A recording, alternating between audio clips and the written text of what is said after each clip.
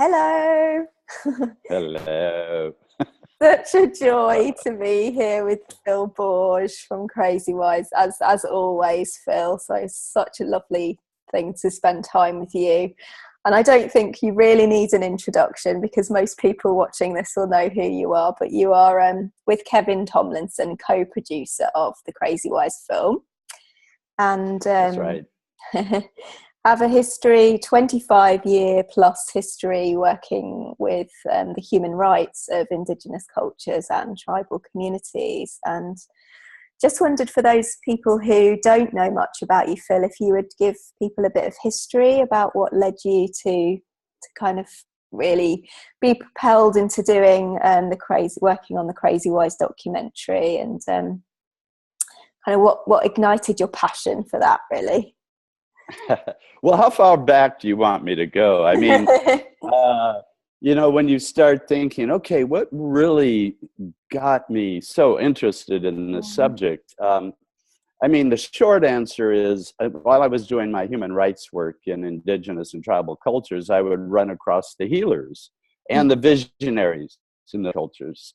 We typically call them shaman. Mm-hmm. And I, out of curiosity, started interviewing them. Mainly asking them, how did you get into this job? How did you start doing this? And what do you do? Who do you do for your community? And I was surprised to learn that so many of them were identified in their youth by having a crisis.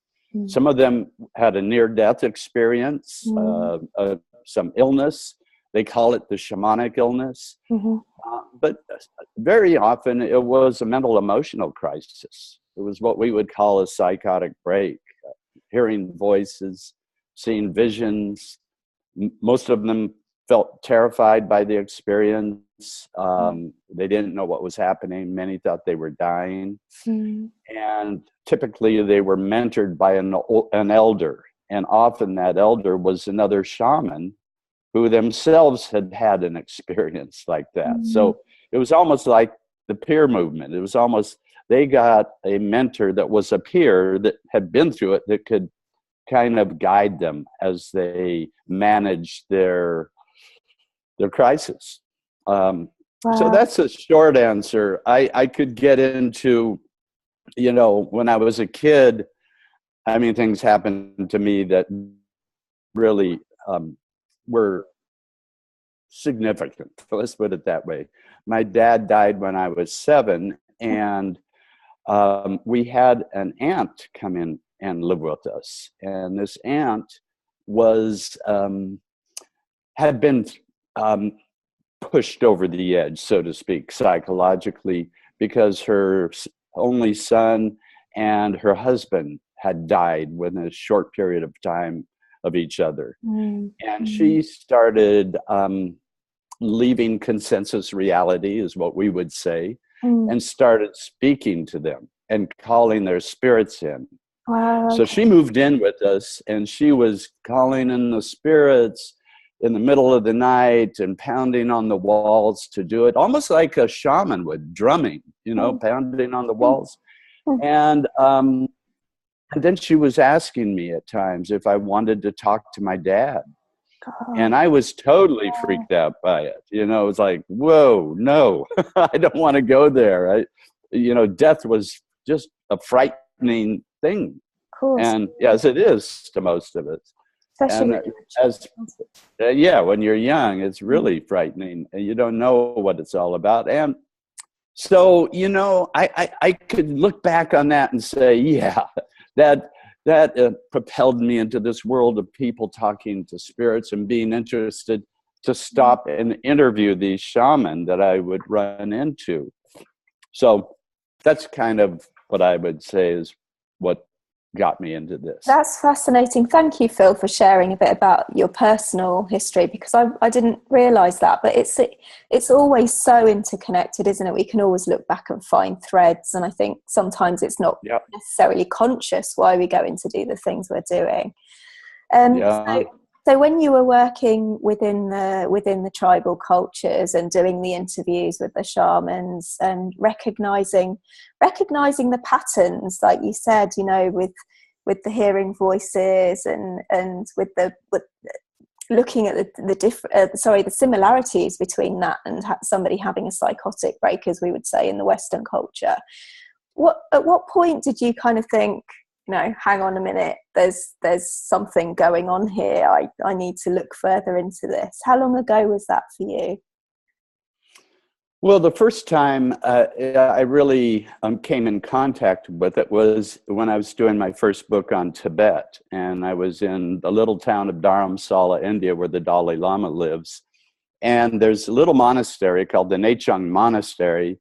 And the Nechung Oracle lives in this monastery. And so the Nechung Oracle is a spirit.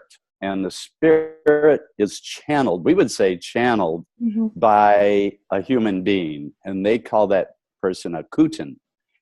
And I was invited, while I was doing this book, to come in and watch the Kutan go into trance and channel the Nechung Oracle. And it was unlike anything I'd seen before, where it was very ceremonial. They brought him into the room. The monks started chanting. He went into this trance-like state, started speaking in a very different voice, and that went on for several minutes. And then he collapsed, fainted, and they had to carry him out of the room. And I thought, well, is this just a performance? Is this a ceremony?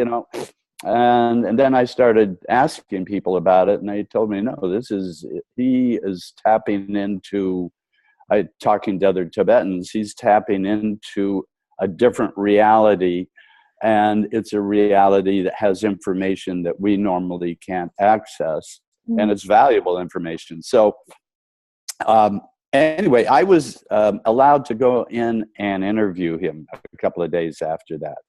Actually, with our friend Mick Brown, who writes for the Daily Telegraph. And Mick invited me to come along, and we were interviewing him, and he had the story of severe personality changes that started happening to him. He was a real mild-mannered young guy. He was 30 when I interviewed him, but when he was younger, this all happened to him. He described things like thinking he was dying, personality changes. He also described kind of Kundalini-like experiences where these electric shocks were running up his spine. Yeah. And he was extremely frightened. And the older monks took him aside and let him know that they thought that he had the potential to be a Kutan. And they sent him to the Dalai Lama. The Dalai Lama interviewed him and asked him if he really wanted to be a Kutan, because evidently the Kutans don't live as long as other people for some reason. It's hard, I guess, leaving the way they leave this world and come back. So anyway, he ends up being the Kutan, and I interviewed him so that was 25 years ago. But for the film, I interviewed him just a year and a half ago down in Los Angeles. And he's healthy, happy guy, his interviews in the film. Yes. So that's where it really started for me. And then I started running into these healers, as I said. The second one was in Africa in a Samburu tribe. She's the woman that's our iconic picture on our poster for Crazy Wise, Sakulin. And she had a very similar story. And hearing voices, having visions, seeing people that no one else could see. Yeah. Very frightened. And a grandmother helped her through that. So those were two. And I guess it was after that that I started, kind of seeking them out. When I was in a community doing a project, I would ask, who's your healer here? Do you have a priest or a seer? And almost every culture I was in had somebody. God. And I was all over the world. So I ended up interviewing 35 or so of these individuals. And so many of them had that story that I was just very curious about it. And then 4 years ago, I was going to do a film on meditation, because I'd been meditating, and I thought, I'd really like to interview a bunch of people and see what they're getting out of it, what it's doing for them, why they're doing it. And I teamed up with somebody, and she started finding people for me to interview. So when I got back into town after doing my human rights work, I would, go out and do an interview or two. And one of the people I interviewed was this young guy, Adam, who became one of the main subjects of our film. Yeah. And that's where it all started. That's where Crazy White started. Wow. I mean, that's what we would call synchronicity, isn't it? About, the connections of the meetings. And one thing that really struck me when you were talking then, Phil, was about how, transculturally these experiences are the same. Wherever you are in the world, people go through the same experiences, but it's the interpretation of them that makes the difference for the outcome. Oh, yeah. Oh, right. And I mean, that's the thing that we've shared. I've shared with you that if I hadn't have found the interpretation of spiritual emergence for my experience, I would probably not be here now, or I'd be in hospital or labelled or, whatever, on medication. And it's so, I can't stress the importance of what you're doing and the message portrayed in Crazy Wise. It's just, I'm so grateful to you and to have met you. We met in Brazil at the end of 2014. Also, feels very synchronistic. And I was just, sort of blown away to find out what you were doing and what you were producing. And I was going to ask you how you came across Adam, because I kind of thought you'd sought out people to really star in the film, so Akaya and Adam, but that was pure chance that you met Adam and decided to kind of run with that storyline. So how did Akaya come into the picture? Well, as we started doing the film, we right off the bat we started putting our interviews online as blogs, and started building our audience that way. And so Akaya saw what we were doing, and she had this experience. She was in the middle of this experience of coming out of her dark night of the soul, so to speak. And so we started following her. I liked her story. I liked her authenticity when she spoke. I mean, that's what, and the same with Adam. I really, if you find somebody that is just very upfront about what they're going through, and so many people that are going through this don't want to tell anybody. You get labeled with a stigma that will keep you from getting a job, or people, look at you differently. You're othered, you're isolated. Yeah. So to find people that were that open and forthright, I'm finding that's happening more and more all the time. We get letters daily from people that want to tell their story. And I mean, they've written out a book on an email describing what they've been through. I mean, and so I think you're providing a safe space for people, Phil. People know that you're not going to judge, that you understand. So it feels very safe, I presume, for people to contact you. Yeah, what you're doing is extremely powerful. I'm just wondering about your kind of intentions for the film. What it is that you're hoping to achieve. And I know you're doing such a meticulous job of being so careful about how this is portrayed, where it goes out to make sure it has the impact that makes a difference for people. You can tell from the film how much you care, and the screenings that I've run so far, people have just fallen in love with you and said, oh my gosh, they can tell how authentic your care for Adam is and Akaya throughout the film and how you work. So what was your intention from the beginning? Has that changed throughout the Oh yeah. You know, when you do any project, I found when I've done any project, it changes as I go through it, you know, what you're expecting to do. I mean, I started this wanting to show, you know, Adam told me his basic story, that he had this break. He was on meds for 4 years. He had terrible side effects, and he cut them off all of a sudden, which, as you know, is not a safe thing to do. He literally stopped and went cold turkey and did a 10-day meditation retreat called the Vipassana retreat, which is a very difficult thing to do. I ended up doing one, and it wasn't easy. And 10 days of 10 hours a day meditation, silent, not talking to anybody for 10 days. And he came out of that and he was stabilized. When I met him, he was working, and I thought, this would be a great story about the power of meditation, you know, and what it can do. And so the story went on from there, and, you know, without talking about the whole story, it wasn't the end of the story for Adam. Yeah. He ended up, you know, the thing about meditation, it puts you in touch with yourself if you haven't been in touch with yourself in a long time.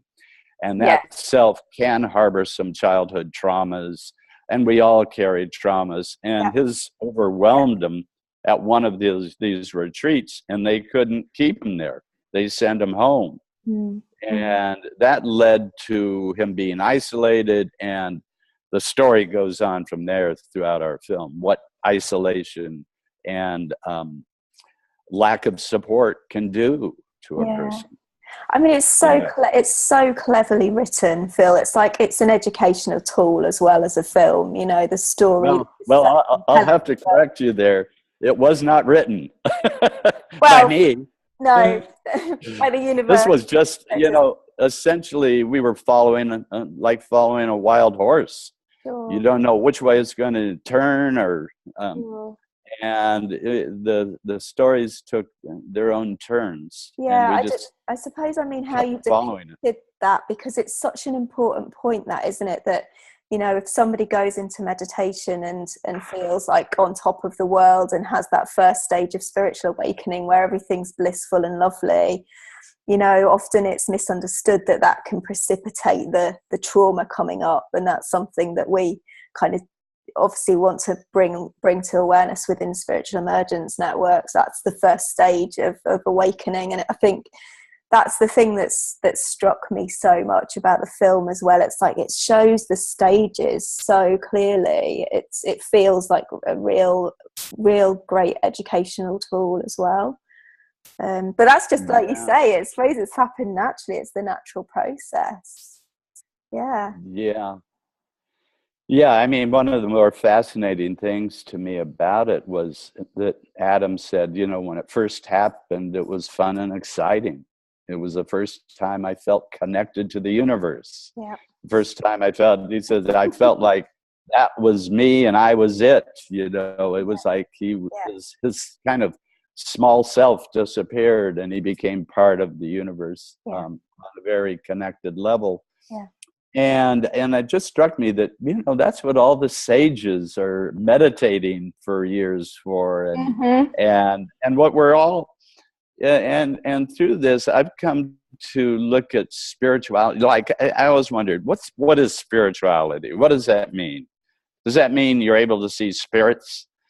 And I've come to define it for myself. It means that you've become more and more connected to the whole. You become more connected to yourself, knowing yourself. Yeah. You become more connected to other people. Yeah. You become more connected to the environment, to the whole. And that is a spiritual path, and we're all on it. Yeah, absolutely. We're all on coming out of this illusion of being separate. Yeah. And that illusion, which causes all the suffering and all the wars and all, you know.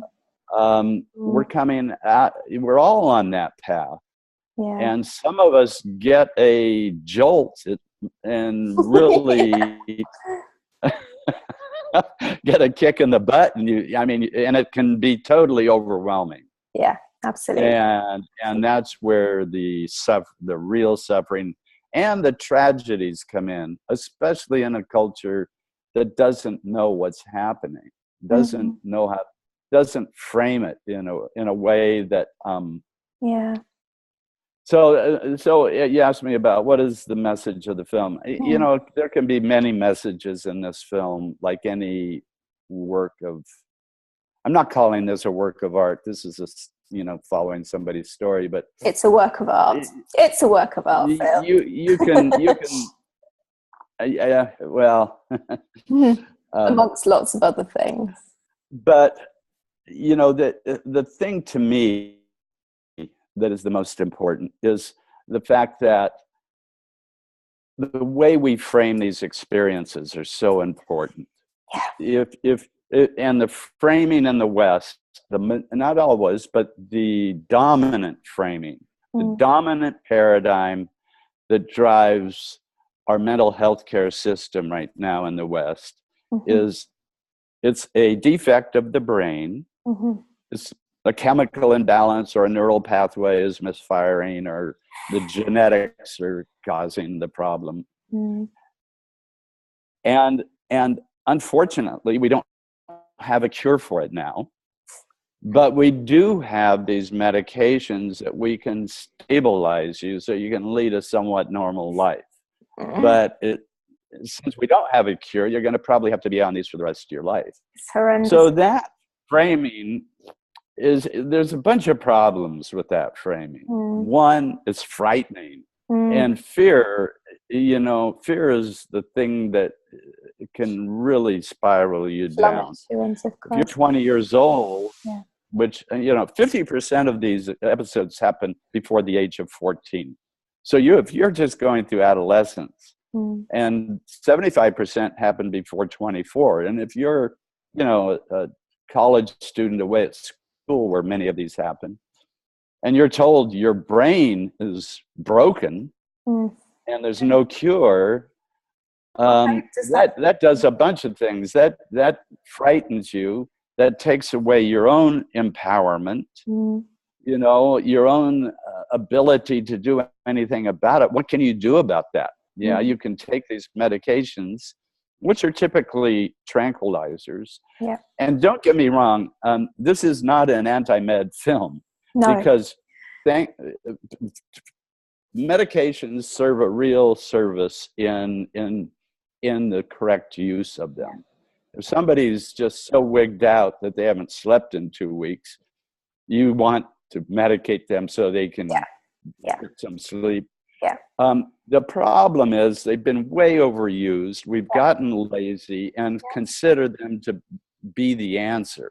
Yeah. They are only symptomatic relief. To cure, to heal, I should say, you have to get past the symptomatic relief at some point and experience the feelings that are driving the issue. And so the other problem with it stigmatizes, because we've come up with all these labels, and unfortunately these labels are very stigmatizing. So it isolates the person. You're no longer one of us. You're a person with mental illness. You're no longer one of us. You're a person with schizophrenia. And we have these crimes that are committed, and people associate that with mental illness. And quite frankly, if you're mentally ill, you're going to have a much better chance of being hurt by somebody else than you hurting somebody. And so it stigmatizes, it frightens. It frightens not only the patient, or the person suffering, I should say, but it frightens the whole family. It frightens their friends. It frightens, so they're caught in this bubble of fear. And you can see how that could take somebody who's absolutely normal. Usually these people are brilliant and creative. Sensitive. They're sensitive. That's why they absolutely. The issues of our culture affect them more than many of us that can cope with these issues. Yeah. So anyway, the framing, and if the movie did anything, if it could change the framing, change the paradigm, people could look at these, that people could see that we're all in a process of transformation throughout our life. Yes. That's what life's about. Yes. A constant transformation. Constant. And we can get stuck.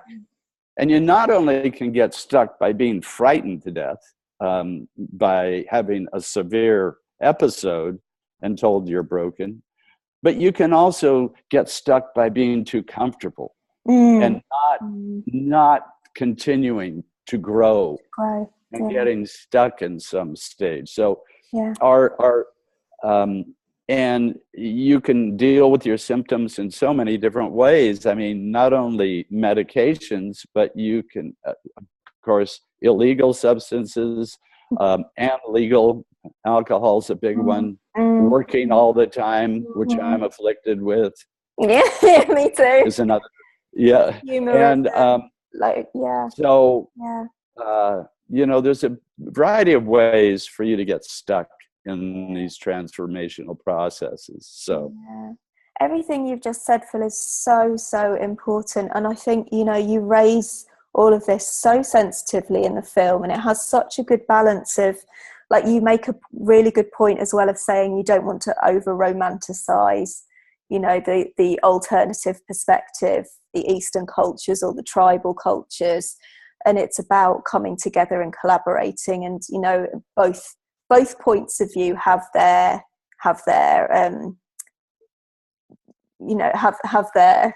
what's the word I'm looking for? Strength. Their ways of helping, but also, neither are getting it completely right, because sometimes the other cultural traditions don't deal with the psychological trauma that comes up, maybe. So I know, you talk a lot about coming together, and something that you've just spoken about then, which is so obvious with the dominant paradigm in the West, is it pushes us away from spirituality. It pushes us away from becoming whole within ourselves and with each other and connecting. So, and I know that's one of your big missions through showing this film through community screenings, is about allowing people to reconnect. You've spoken a lot about that. Is that the kind of the thing that you see as the the movement to support people in a much more holistic way is about coming together and creating more community support, the peers you mentioned earlier, as in, the tribal cultures, the elders? Do you see that as playing a big part in where we're moving to? I know you've interviewed a lot of the peer movement, haven't you, for the film? Yes. And Kaya in the film is helped tremendously by a peer respite center in New York City. The peer movement, as I say, we get all these letters all the time. We get a lot of requests saying, please let me talk to Adam. I can help Adam. And these are people that have been through an experience. So there's not only a lot of these people, they say 1 in 5 people in the US, according to the National Institute of Mental Health, will have a severe mental emotional crisis in their lifetime. 20% of us will have it. So it isn't unusual. It's common. And I think 100% of us have something throughout our lives, Sure. Of course. Part of being human, like you said. Yeah. And so where was I going? I lost my train of thought. The peers. Sorry. Peers, yeah. Thank you. But so we have this huge workforce, potential body of knowledge. And believe me, you as you can't learn what you learned by going through that experience by reading a book, right? I know, I am. I mean, that there's, for one thing, there's hardly any words for what that experience is in our language. Yeah. So, but so having a person that's been through it and functioning in a normal way, or even a super normal way many times, as you are now doing everything you're doing to help this issue. I mean, you're a perfect example. Oh. And so having these people that are willing to go out there and do this, and not being able to do it because they're not accredited or whatever. So I think, getting accreditation programs. Everybody's saying, well, we don't have the time. All we can do is give a person a pill. We don't have the manpower. We can't pay for this. It's too expensive. No, I mean, there's manpower out there. It has to be mobilized, and it has to be supported. And if we just stop and realize of the talent we're throwing away. These are talented people. These are our prophet. I wish I had the talent. Oh, Phil. A lot of, seriously, Adam can see things, and I mean, he talks like you start reading some of Einstein's works, and you look at Adam's notebooks. You say, this guy he's seen way beyond my limited vision of what's happening.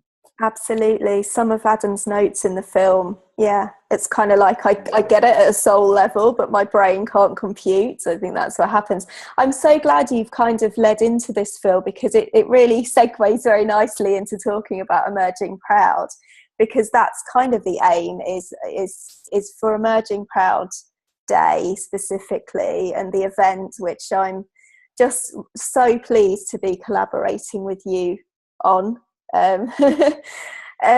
But it's about mobilizing those people, the community, the untapped potential, the people that don't get to kind of have a voice normally, because they are our leaders, that the people that are being medicated and hospitalized, and they are our visionaries, they are our prophets of the Western world. Right. So Emerging Proud Day, which we are hosting together in Guernsey and 6 countries internationally on the 12th of May, is about, we're running a Crazy Wise screenings, which is such a powerful way of initiating conversation. I just can't tell you how emotive, I found the film, and each time I watch it, I see something new. It's just incredible.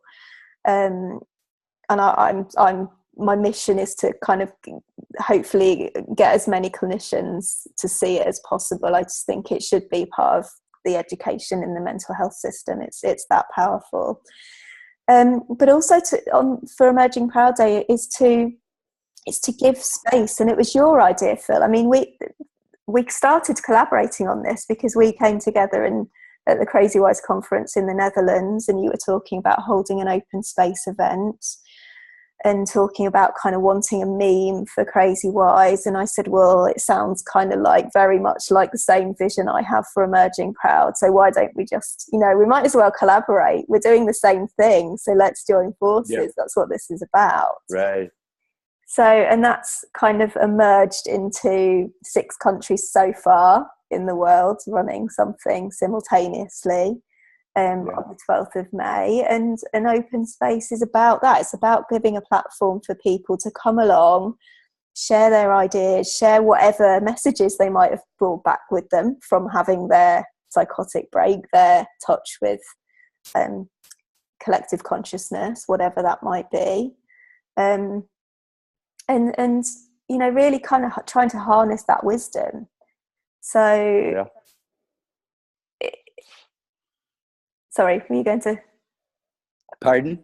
So I thought you were going to say something then. Oh, no. I'm just listening. Yeah, no, I agree 100%. What strikes me as I've peeked into this world that I knew nothing about, the recovery movement, I knew nothing about. And there's so many different groups that are part of this movement. Yeah. And it has its, own agenda to a certain extent. I mean, Hearing Voices Networks wants to make Hearing Voices normalize that experience. mind freedom is about having the ability not to be coerced into taking medications or being locked up or whatever. But, I think the thing that everybody can agree on is our medical paradigm right now is not serving us. Yeah. And so I'm hoping that we can use that to bring all the voices together and say, first of all, we need to face this about the medical paradigm. And this is a change that's happening right now. Mm-hmm. I mean, participant medicine is becoming a bit buzzword in our country. It's, it isn't that you just go to the doctor and the doctor does stuff to you. Mm. You go to the doctor's a coach. Mm. And he's a coach to help your transformation, basically, if you get right down to it. Mm. Even if you're going through an illness, you're going through a transformation in the way you see yourself in the world and the way. We can look at all these things as spiritual processes. Mm. And so having us look at these, what we're going through in our lives, the things that we call the illnesses, the tragedies, in a different way, and being with them in a different way. And the mindfulness movement in America, and I'm sure in Europe as well, is just really taken off in the last 15 years. I mean, it's mainstream now. Mm-hmm. People realize there's a value in just being with your experience and not fighting it. Yeah. And how much that has to do with health, not only mental health, but physical health. Mm. So, it's a paradigm that needs to change in our view of healing and health. Absolutely. And I think we can all agree on it. Absolutely. Sure. And it's about, like you said, all of those organizations coming together and finding the overlap, isn't it? And about working together to create those changes that are needed. And not just the organizations, with the peers, with those voices that haven't been heard. That may be the biggest shift. So Phil, what would be your ideal outcome from, when Crazy Wise is out there in the world? It's out there in the world and known already, but you haven't released yet. So what's your kind of vision for when it's huge and, having real impact? What would the system look like for you? Have you got a vision of an ideal? Well, tell you the truth, Katie, I'm forming that vision now, and I don't think it's going to be my vision. It's going to come from the community.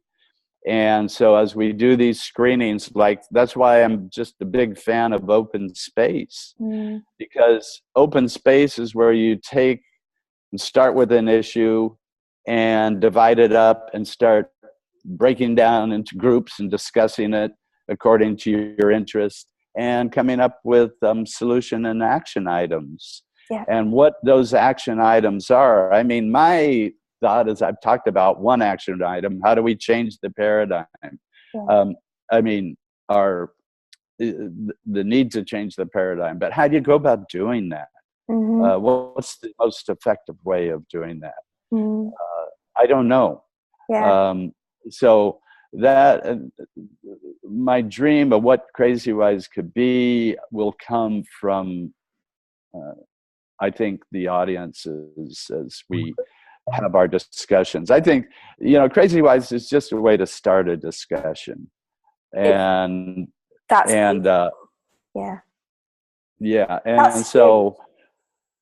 it's not just. So I'm very much in favor of community screenings.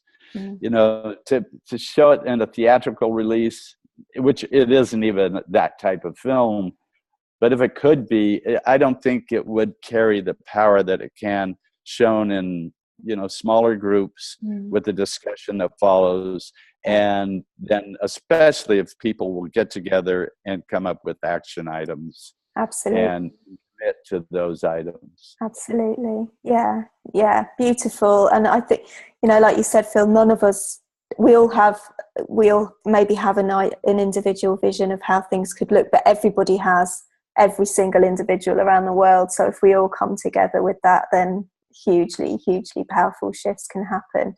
So how can people get involved with the community screenings if they're interested in running them or attending them or being involved in this? How can people access that? Yeah, on our website, crazywisefilm.com, crazywisefilm.com. Sure, and we have, you can go to the community screening page and see how you can book a screening or put together a screening. We have a complete guide that leads you through the process if you wanted to do it. You've never done anything like that before. There's materials like posters, press releases if you want to advertise it in your community. So there's a lot of guides and help to help you do a community screening. And how many countries have you got right now involved in doing those, Phil? How many languages has the film been? Well, right now, you know, we haven't released the film yet, but we showed it in Switzerland and they did a German translation for us. We did the showing over in Rotterdam, and they did a translation for us. So we have those two translations. As you know, Sean is doing a Portuguese translation right now. Yep. And Rosilia, I think, is doing a Hungarian translation. Yeah. So as part of Emerging Proud Day, it will be shown in Brazil on the 12th of May and Hungary on the 12th of May. Yeah. Brilliant. So, you know, what we're doing is we found a great program online where volunteers can do the translation. Usually it's very expensive to do these translations. I mean, $2,500 to $3,000 a translation, which we don't have the funding to do. But when somebody wants to do a community screening, we say, if you can do this, do the community screening. There's no fee involved. And if they have a group of dedicated volunteers, they can do the translation, and I can bring it in and put it on the timeline in our editing program. And it takes me about a day to clean it up and make it perfect. But so it's a great way for us to be able to get this film out past the English-speaking audience. And that's great for people to know. And I think, you know, the far and wide we can spread this, the better, because it's just people just need to know, need to see it. It's incredible. I'm so grateful to you and to all of your team for working together and everything that you're doing towards the change. And we went through our own crisis in putting this film together. Believe me. Oh, I believe you. I'm going through my own right now. We're all volunteers. We're all putting our money into it. It's, you know, it after 4 years, you get to a point where you're going, oh my. Yeah. But anyway, I think it's important. Been great, and it's been hard. I'll say that it's one of the harder projects I've ever done. I think it's important for people to hear, actually, Phil, that you know you are putting your own resources and time and volunteering into this, because it's hard for people, you know. And I'm one. You know, I donated to the film, and it's taken longer than was anticipated, and I think it's frustrating sometimes for people to be waiting and wanting to see it and really kind of anticipating it coming out. So, you know, for people to know the struggles that you have behind the scenes and why that's happening, and, you know, the fact that you are working so hard and waiting, you know, you've had to wait for Adam's journey to kind of unfold as well, and that's taken longer, and there are reasons why it's taken longer, and I think, you know, it's important that you get to voice those things as well. I know what it's like to be the brunt of people's frustration, and it's not easy. It's not easy. Yeah. No, not easy. No, but it's a real growing experience at the same time. And, you know, when you look back, I think we can all look back at it, the difficult experiences we have and say, I see now where it really worked out in the long run. I see the silver lining. And that's the situation. Yeah, we wouldn't have the ending we have with Adam or Akaya had it not been the process been delayed a year and a half. And I've just learned a lot about myself and working in a group. I'm usually, a lot of my work was done me alone with the translator, maybe an assistant out in the boonies. Wow. Not working in a group where we all have opinions on edits and what should be in, what shouldn't be in. So that was actually difficult, but a good process. For me to go through.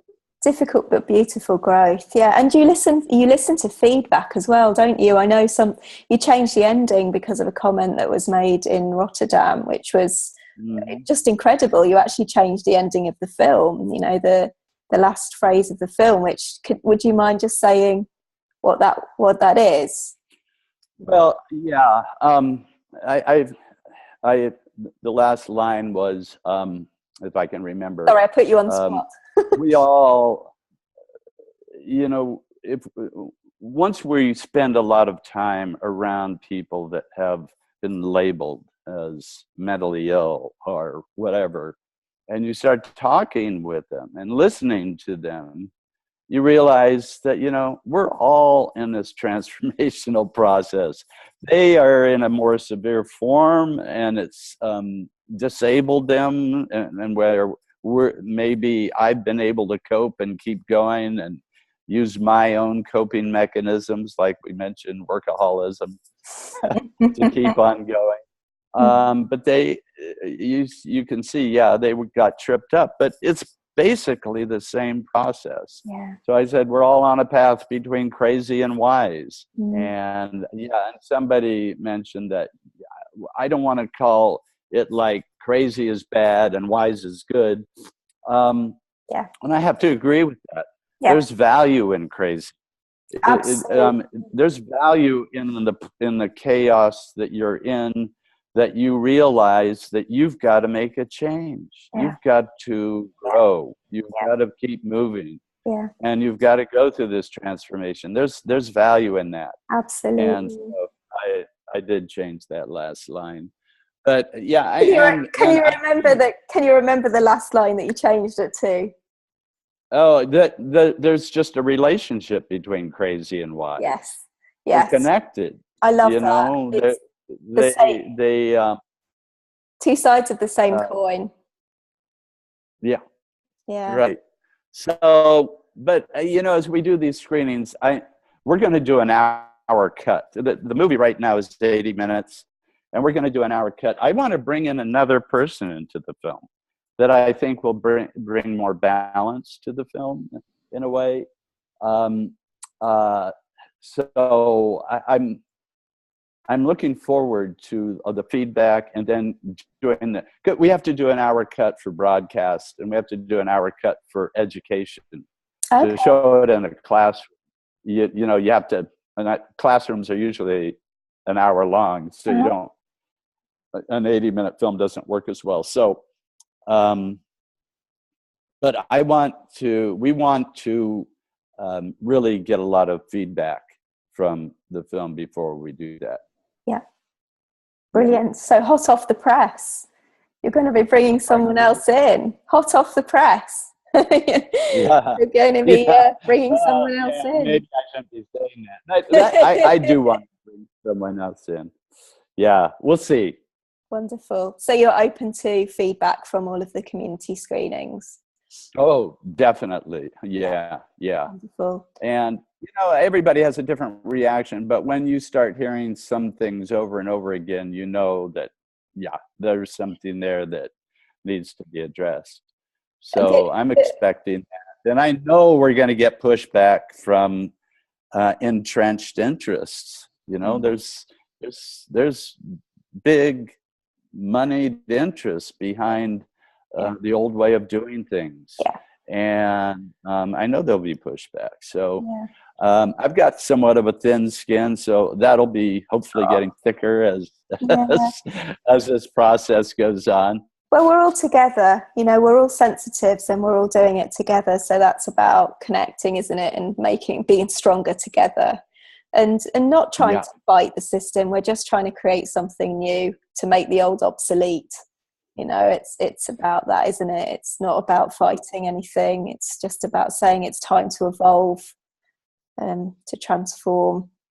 Yeah, and I think it's about bringing new, not new, but about bringing balance to the tools we use to address these issues. And, you know, some of them are old tools that have been practiced in other cultures for years. Absolutely. And even in our culture, I mean, since the advent of meds, which are very miraculous and can be used very skillfully, they've just been way over relied on, and it's muscled out the psychosocial, spiritual aspects of mental health. And even the biological aspects of mental health, the needing the right nutrition and the right exercise, the right sleep. Absolutely. And so all these things have kind of taken a back seat to this. Almost, we all have a desire for a quick fix. We all want that. You know, get this done in the most efficient way possible. I think you've just hit. You know, one of our interviewees said, "This needs to be it's like the slow food movement. This needs to be a slow mental health movement. It takes time. It takes care. It takes support. It takes connections. It takes building relationships.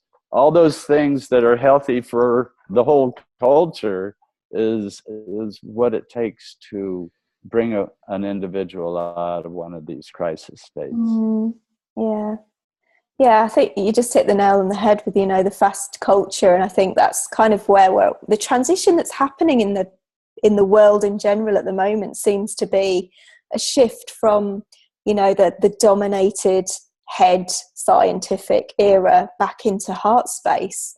And for me, that's what the film does, and that's the reaction I've seen from everybody. It shifts us from, although it's you know, there's a lot of intellectual information, it shifts us into heart. It's really emotive, you know. It connects everybody, it connects us all from a heart space, and that is such a powerful thing to have achieved. So I think, you know, that's the thing that really strikes me from the film. And how it connects with the bigger picture that's happening in the world right now, and the thing that we're both wanting to achieve through Crazy Wise, through Emerging Proud together, and coming back to connection. So that's right. Beautiful. Thank you, Phil. So okay, Katie, so so we'll be doing this. You have that all announced, May 12th, and May 12th. We're going to do a little, and we're doing a little teaser on March 22nd, where we're having some panelists from the film, Gabor Mate, Robert Whitaker, Will Hall, myself, Akaya, are going to do a little webinar on May 22nd that talks about us all coming together, and then there'll be this culmination on May 12th. So that'll be great. Wonderful. So that, how can people find out about information on that? Again, the Crazy Wise website. Okay, and especially if they go on and sign up for our newsletter, we'll keep everybody informed of that. Brilliant. And all the things happening with Crazy Wise. Yeah, wonderful. Thank you so much for joining us, Phil. Such a joy to be with you as Yes, always. Katie. Okay. Blessings. Yeah, to you. And I shall look forward to Okay. planning the 12th of May with you and being together again in Guernsey. Yeah. Yes, and you've sent me an email as to when we'll be talking again. I believe it's on my schedule. Yeah. So I'll be talking to you in a couple of days. We'll talk soon. Cool. All right, Phil. Okay. Thank you. Okay, Katie. Take care. Bye-bye. Thank you. Bye.